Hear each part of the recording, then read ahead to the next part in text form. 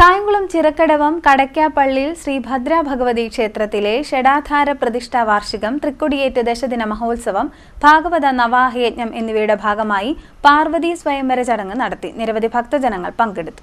കായംകുളം ചിറക്കടവം കടയ്ക്കാപ്പള്ളിയിൽ ശ്രീ ഭദ്ര ഭഗവതി ക്ഷേത്രത്തിലെ 5ാമത് ഷഠാധാര പ്രതിഷ്ഠാ വാർഷികത്തിന്റെയും തൃക്കൊടിയേറ്റ് ദശദിന മഹോത്സവത്തിന്റെയും ദേവി ഭാഗവത നവാഹയജ്ഞത്തിന്റെയും ഭാഗമായി പാർവതി സ്വയംവര ഘോഷയാത്രാ ചടങ്ങ് നടന്നു. നിരവധി ഭക്തജനങ്ങൾ ചടങ്ങിൽ പങ്കെടുത്തു. ഇതിനു മുന്നോടിയായി ഗണപതി ഹോമം, ഗ്രന്ഥപൂജ, ഗ്രന്ഥ നമസ്കാരം, സഹസ്രനാമ ജപം, ദേവി ഭാഗവത പാരായണം, ഗായത്രി ഹോമം, അഷ്ടലക്ഷ്മി പൂജ എന്നിവ നടന്നു. പാർവതി സ്വയംവര ഘോഷയാത്രയ്ക്ക് ശേഷം പാർവതി സ്വയംവര ചടങ്ങ്, പ്രഭാഷണം, യജ്ഞശാലയിൽ ദീപാരാധന, മംഗളാരതി എന്നിവയും നടന്നു. ചടങ്ങുകൾക്ക് ക്ഷേത്രം തന്ത്രി അടിമുറ്റത്ത് മഠം സുരേഷ് ഭട്ടതിരിപ്പാട്, ക്ഷേത്ര മേൽശാന്തി ദേവൻ ഈശ്വരമഠം, യജ്ഞാചാര്യൻ കണ്ണൻ വേദിക്ക് തുടങ്ങിയവർ മുഖ്യ കാർമ്മികത്വം വഹിച്ചു.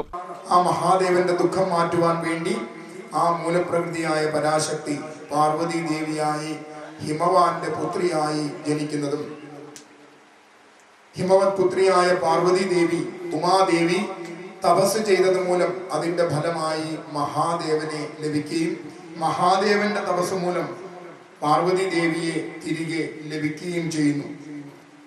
അവരുടെ രണ്ടുപേരുടെയും മനസ്സിലുള്ള ആഗ്രഹം പൂർത്തീകരിക്കുന്ന ദിവസമാണിത്.